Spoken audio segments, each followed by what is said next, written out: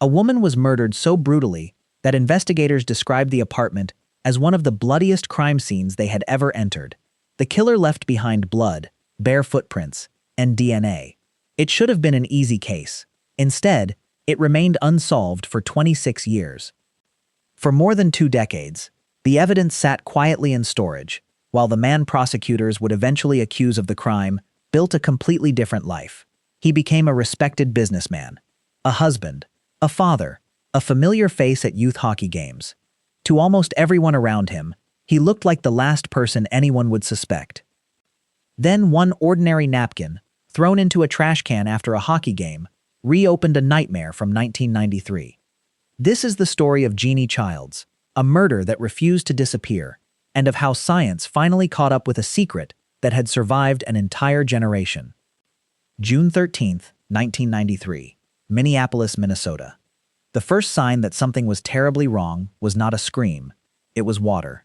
A tenant in a high-rise apartment building reported water leaking into another apartment. Building staff traced the source to apartment 2104. When the caretaker and a security guard entered, they found the shower still running. Water had spread across the floor and into neighboring units. Then they walked farther inside. 35-year-old Jeanne Childs was found partially beneath a bed. The scene stunned even experienced investigators. Blood covered large areas of the bedroom and bathroom. According to the medical examiner, Jeanne had suffered more than 60 stab and slash wounds. Some injuries were believed to have been inflicted after death. It was an act of extraordinary violence, one that suggested rage far beyond what would normally be expected during a robbery or random assault. CBS News +1. Despite the horror, investigators immediately realized something important. Violent crimes often leave violent mistakes. Retired forensic scientist Bart Epstein carefully documented every stain, every smear, every drop of blood. Blood patterns suggested Jeanne had first been attacked near the bathroom before moving, or trying to move, into the bathroom itself, where the assault continued. The sink faucet was still running, even after the shower was turned off.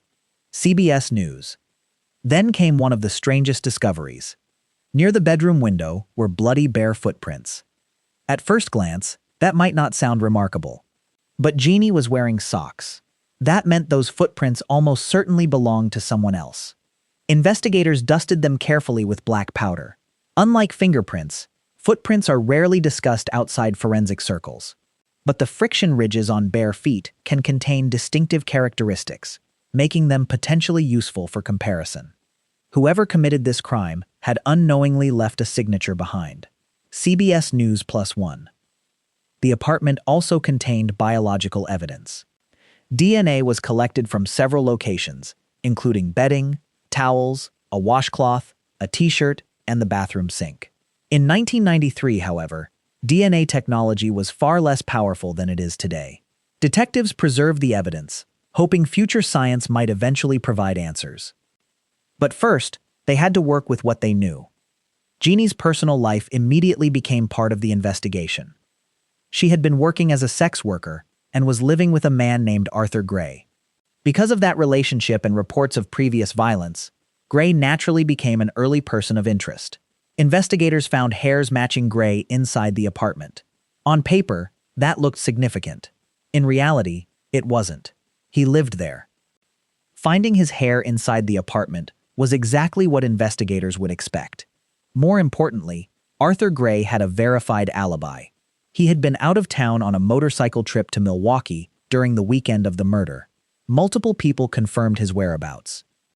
Then detectives compared his footprints with the bloody footprints from the crime scene. They did not match. One of the earliest suspects was effectively eliminated. CBS News. Police chased other leads. A witness reported seeing Jeanne with a tall blonde man, wearing a trench coat shortly before the murder. Detectives tried to identify him, but never succeeded. Several other individuals voluntarily provided footprints and DNA samples. Nothing matched. Months became years. Years became decades. Cold cases have a cruel way of fading from public attention, while never fading from the families who live with them. Jeanne's mother, Betty Eakman, refused to stop hoping. Every birthday, every holiday, every anniversary, the question remained exactly the same. Who killed Jeanne? By the mid-2010s, forensic science had changed dramatically. Investigators decided the evidence deserved another look. In 2015, forensic scientist Andrea Fea re-examined the preserved biological samples using more advanced DNA techniques. Something immediately stood out. The same unknown DNA profile appeared repeatedly throughout the crime scene, not just once, again and again. On the comforter, on a towel, on a washcloth, on a t-shirt, at the bathroom sink. Finding the same unknown profile across multiple locations suggested this person had been closely involved in whatever happened inside that apartment. CBS News. But there was still one enormous problem. There was no match in law enforcement databases. This is where the investigation entered an entirely new era. In 2018, detectives turned to investigative genetic genealogy, the same rapidly developing technique that had gained international attention after helping identify the Golden State Killer. Instead of looking for an exact DNA match, genealogists searched for distant family relationships. Piece by piece, they began constructing family trees. Eventually, the investigation narrowed toward two brothers living in Minnesota. One name quickly attracted attention: Jerry Westrom. On the surface, Westrom did not resemble the image many people have of a murderer. He owned a business. He was married. He raised children. He regularly attended hockey games to support his daughter. Friends described him as dependable and involved in the community. Cases like this remind us how unreliable appearances can be. Most dangerous secrets don't advertise themselves. Investigators also discovered something else. Records showed Westrom had lived in the Minneapolis area during the early 1990s, placing him in the right place at the right time. They also found previous contacts with law enforcement involving solicitation of sex workers, something many of his friends said they had never known. CBS News +1. Still, suspicion is not proof. Detectives needed Westrom's DNA. They couldn't simply demand it, so they waited. In January 2019, investigators quietly followed him to one of his daughter's hockey games in Wisconsin. Nothing dramatic happened. No car chase. No undercover confrontation. Just patience. Westrom ordered food from the concession stand. He finished eating. He wiped his mouth with a napkin. Then he threw everything into a trash can. The moment he walked away, investigators moved in. Gloves on. Evidence bags ready. They collected the discarded napkin and food container before anyone else touched them. Sometimes the biggest breakthrough in a murder investigation arrives disguised as ordinary garbage. CBS News +1. Back at the laboratory, scientists extracted DNA from the napkin. Then they compared it with the unknown profile preserved since 1993. The results were consistent. The DNA matched. For detectives who had spent years chasing dead ends, it was the breakthrough they had been waiting for. CBS News +1. In February 2019, Jerry Westrom was arrested. During questioning, investigators showed him Jeanne's photograph. He said he did not recognize her. He denied knowing anything about the murder. He denied ever being inside her apartment. He even denied having sex with women in Minneapolis during 1993. When confronted with the DNA evidence, he reportedly said he had no explanation for why his DNA would be present at the crime scene. After about 11 minutes, he requested a lawyer. The interview ended. CBS News +1. Detectives then obtained Westrom's footprints for comparison. Remember those bloody footprints left beside Jeanne's body all those years earlier? They had never stopped waiting. Defense attorneys would later challenge the prosecution's interpretation of the evidence.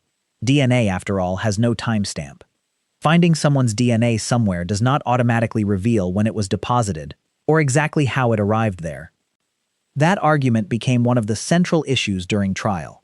The defense also suggested investigators could not conclusively identify the biological source of every DNA sample recovered from the apartment. Some samples were identified as semen, while others could not be definitively classified by type, even though they matched Westrom's genetic profile. CBS News. This distinction mattered. A criminal trial is not about telling the most convincing story. It is about proving guilt beyond a reasonable doubt. Prosecutors argued that the repeated DNA profile throughout the apartment, combined with footprint evidence and Westrum's denials, painted one consistent picture. The defense insisted the evidence left unanswered questions. Jurors had to decide which interpretation made more sense. One particularly striking detail continued attracting attention. People who knew Westrum struggled to reconcile the accusations with the man they believed they knew. Friends described shock. His family life appeared stable. He had become deeply involved in youth sports.